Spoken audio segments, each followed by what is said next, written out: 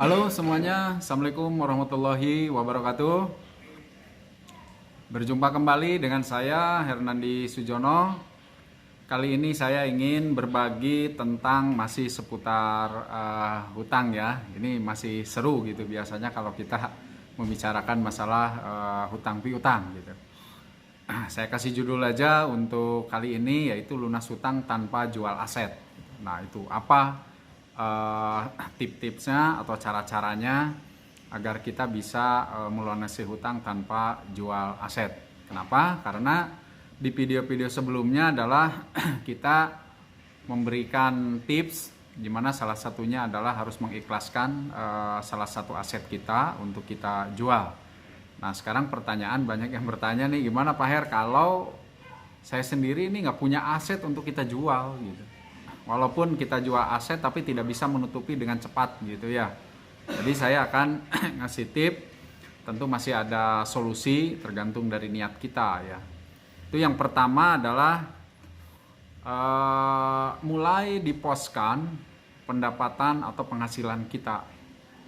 Kalau yang masih punya gaji ya berarti dari gaji gitu. Kalau yang punya bisnis ya dari penghasilan bisnis kita gitu. Artinya kalau dari sisi penghasilan bisnis ya dari margin yang kita dapat selama ini ya. Walaupun situasi saat ini mungkin lagi situasi pandemi di mana yang para pengusaha atau para pebisnis ada beberapa atau mungkin banyak lah yang mengalami kesulitan finansial gitu ya. Tapi jangan khawatir, insya Allah nanti kita akan kasih tips ya bagaimana ini untuk bisa tetap bisa melunasi utang. Terutama utang apa?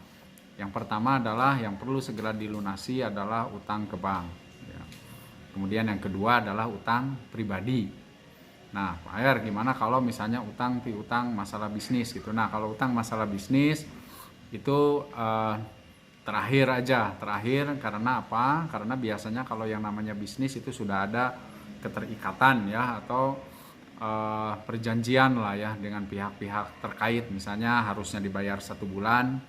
Ya udah kita negosiasi aja bisa sampai 2 bulan gitu ya untuk saat ini. Saya yakin bisa kok gitu. Seperti itu. Yang penting jangan sampai kita ambil barang terus gitu ya, tapi nggak bayar-bayar bon-bon yang sebelumnya. Nah jangan sampai seperti itu aja. Insya Allah teman-teman di dunia bisnis semua akan memahami itu gitu. Tapi yang paling sulit untuk dipahami adalah utang ke bank dan utang ke pribadi-pribadi gitu ya. Karena utang ke bank udah saya jelasin, tidak perlu saya jelasin di sini. Utang ke pribadi juga sama gitu ya. Mungkin orang juga lagi sangat membutuhkan sama dengan kita gitu. Oke, tipsnya adalah yang pertama, pendapatan kita dibagi menjadi 3 pos saja ya. 3 pos saja. Yang pertama adalah sisihkan 70% untuk kebutuhan sehari-hari. Jadi kalau misalnya kita punya gaji atau pendapatan total ada 3 juta misalnya, atau berapalah silahkan ya Anda yang tahu gitu penghasilan Anda, maka Anda sisihkan 70% untuk kebutuhan sehari-hari sampai 1 bulan ke depan. Itu harus cukup, kita harus dicukupkan gitu ya. Kalau misalnya 3 juta ya berarti sekitar 7 kali 3 ya 2.100.000 lah ya gitu. Harus cukup gitu ya. Karena sebetulnya kalau tidak cukup itu kebanyakan adalah tidak cukup untuk membayar gaya hidup sebetulnya ya. Nah saya udah mencoba di daerah saya sendiri gitu ya. Kebetulan saya tinggal di daerah Cimahi. Saya membuat riset kecil-kecilan gitu ya untuk makan paling murah itu berapa sih gitu ya. Saya ingin tahu gitu ya. Nah saya coba belusukan ke beberapa warung yang ada di Cimahi gitu. Ternyata sangat mengagetkan saya gitu ya. Ternyata kita dengan hanya uang 12.000 itu kita masih bisa makan gitu. Itu yang membuat saya ya baru tahu juga gitu ya, ternyata dengan 12.000 kita bisa makan nasi, kemudian ada sayur, ada telur gitu ya. Ya ada lalaban gitu, ada sambalnya gitu ya. Luar biasa gitu ya. Dan di sana juga banyak orang yang lagi makan juga gitu ya. Jadi artinya berapapun uang kita, kalau memang kita ingin makan ya disesuaikan aja dengan uang yang kita ada di dalam saku kita gitu. kalau di saku kita, atau kita udah targetkan, oh udah makan siang ini saya harus 15.000, ya cari yang 15.000 gitu, apa gitu. Atau bahkan 12.000 yang pernah saya lakukan gitu ya, bahkan 10.000 tuh masih bisa gitu makan. Jadi artinya saya berani bilang begini karena saya mengalami sendiri gitu ya. Jadi tidak berdasarkan menurut si A, menurut si B, tidak. Saya mengalami penelitian sendiri terkait berapa sih biaya makan untuk makan siang khususnya ya gitu, karena kadang-kadang makan siang harus enak kan. Kalau pagi-pagi kita, kalau di saya masih ada bubur misalnya yang harga 8.000 gitu ya, atau kupat tahu yang harga 8.000 itu masih, atau nasi kuning juga masih ada yang harga 6.000 sampai 8.000 gitu. Biasanya yang paling sulit itu yang makan siang karena harus enak gitu. Oke, jadi sisihkan 70% penghasilan Anda untuk kebutuhan Anda sehari-hari. Tuh titik, udah. Sisihkan aja, segitu cukupkan, cukup, nggak cukup. Kemudian yang kedua adalah 25% pendapatan Anda, maka Anda sisihkan untuk melunasi utang-utang Anda. Dimulai dari mana? Dimulai dari utang pribadi yang terkecil. Misalnya kita punya utang pribadi 200.000, 100.000, bahkan 1 juta misalnya ke seseorang, kumpulin. Jadi kalau misalnya 25% berapa ya? Kalau misalnya kali 3, ya kalau 3 kali 3 itu 90.000 lah ya misalnya, atau 900.000 lah gitu ya. Ya taruh antara 750 sampai 850.000 ya kita sisihkan lah ya. Kita sisihkan. Jadi kalau misalnya Anda punya uang utang 250.000 ya lunas satu, berarti kita coret nanti gitu ya. Ada uang yang kita punya utang 300.000, coret. Kalau misalnya ada utang, aduh Pak saya utangnya 3 juta misalnya ke seorang, ya bayar dulu dengan yang ada itu gitu ya. Bayar aja dulu gitu. Misalnya ada 750.000, pasti orang itu akan senang. Yakin saya ya, walaupun belum lunas utangnya sama kita, tapi dengan ingat kita kepada mereka ngasih 500.000 juga udah sangat senang mereka gitu. Artinya kita memang masih ingat bahwa kita punya utang. Itu penting banget, karena utang itu adalah menurut saya, menurut pengalaman saya, adalah justru menghambat rezeki-rezeki kita. Jadi kalau kita punya utang berapapun, sepeser pun gitu, itu akan menghalangi rezeki kita. Jangan salah, saya meyakini itu gitu ya. Jadi sekecil apapun utang, lunasi segera. Nah nanti kalau misalnya ke yang pribadi-pribadi udah selesai, baru kita mulai, kalau memang kita punya utang ke bank, kita tetap sisihkan 25%. Pak Her, kan kalau 25% saya belum bisa menutupi utang saya puluhan juta misalnya. Nggak apa-apa, simpen aja dulu. Misalnya nanti udah terkumpul 10 bulan atau 1 tahun misalnya, mungkin bisa kita nyimpen 7 sampai 8 juta misalnya. Kita datang ke bank. Biasanya kalau KPR itu ada yang namanya pelunasan sebagian. Ya, jadi kita datang aja ke bank, saya untuk melunasi utang saya sebagian dulu nih, ada uang 8 juta misalnya.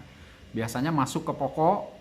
Nah, setelah masuk ke pokok nanti ditanya oleh bank itu apakah mau mengurangi jumlah cicilan tiap bulan atau mengurangi jangka waktu ya. Jangka waktunya misalnya dari sisa 5 tahun misalnya jadi 4 tahun, atau misalnya jadi 4 tahun setengah gitulah. Itu ada hitung-hitungannya. Nah saran saya adalah Anda mengurangi waktu.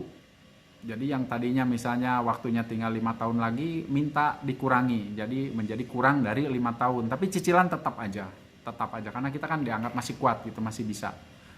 Kecuali kalau memang kita udah nggak kuat, malah mau minta pengurangan atau mengurangi cicilan, itu lain, silahkan gitu ya. Tapi yang saya lakukan saat itu adalah mengurangi waktu ya, mengurangi jangka waktu. Itu yang paling membantu kita.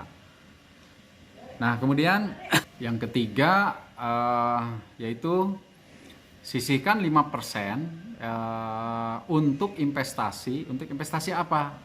Investasi meningkatkan skill kita.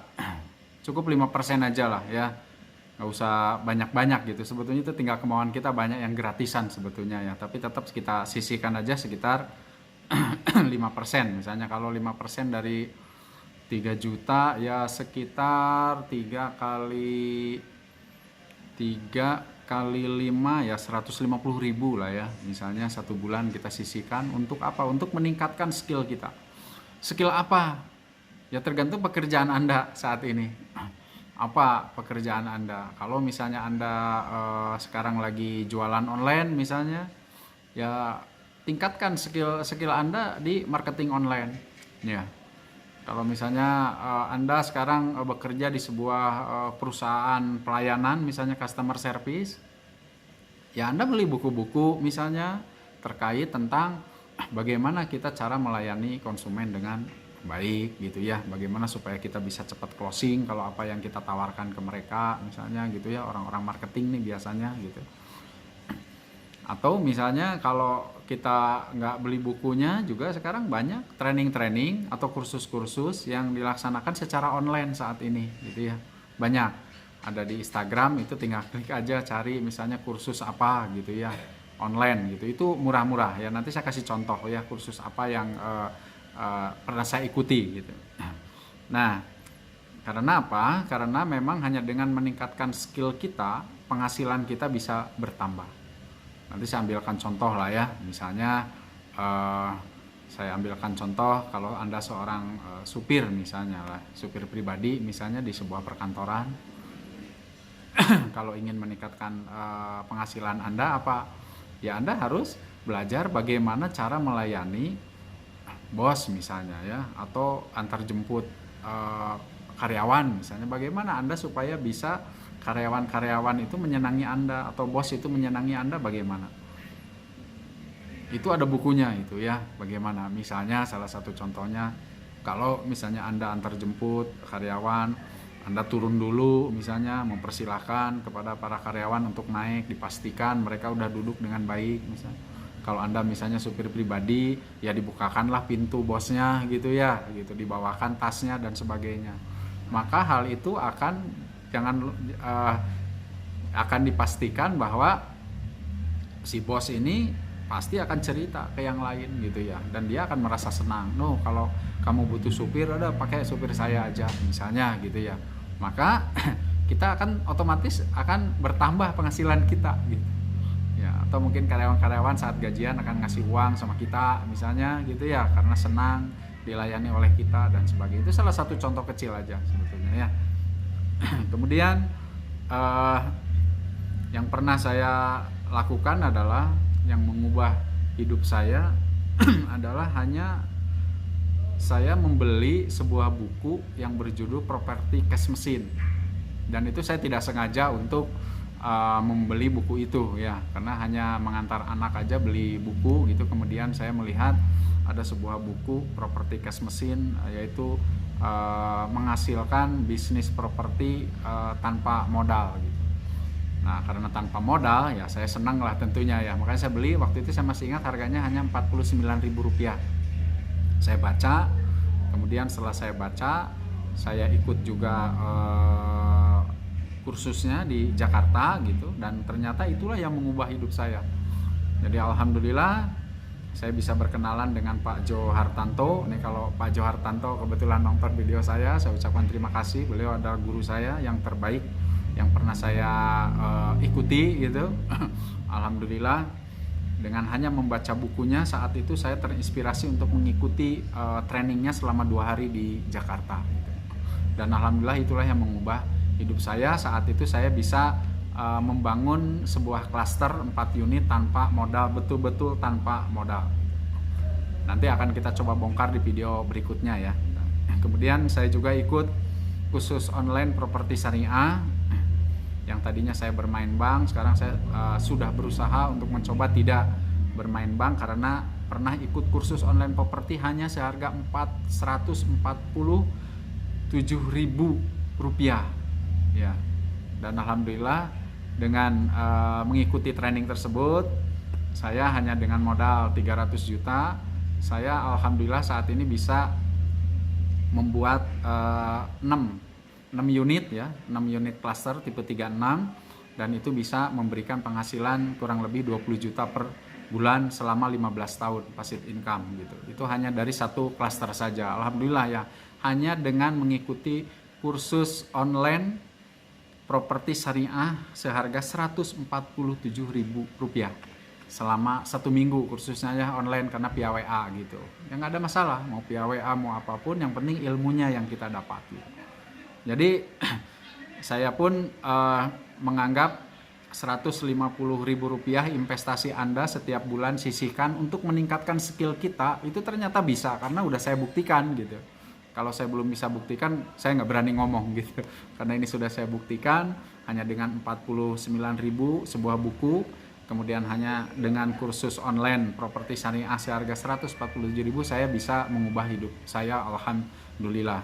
Dan ini mudah-mudahan bisa menginspirasi teman-teman saya semua gitu ya.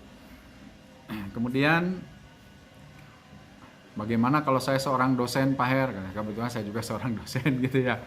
Ya, sangat mudah bagi kita seorang dosen.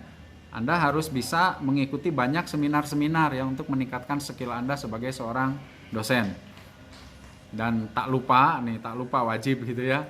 Anda harus kuliah lagi ke jenjang yang lebih tinggi. Yang tadinya S1, Anda kuliah lagi ke S2, yang baru S2 Anda kuliah lagi ke S3 gitu.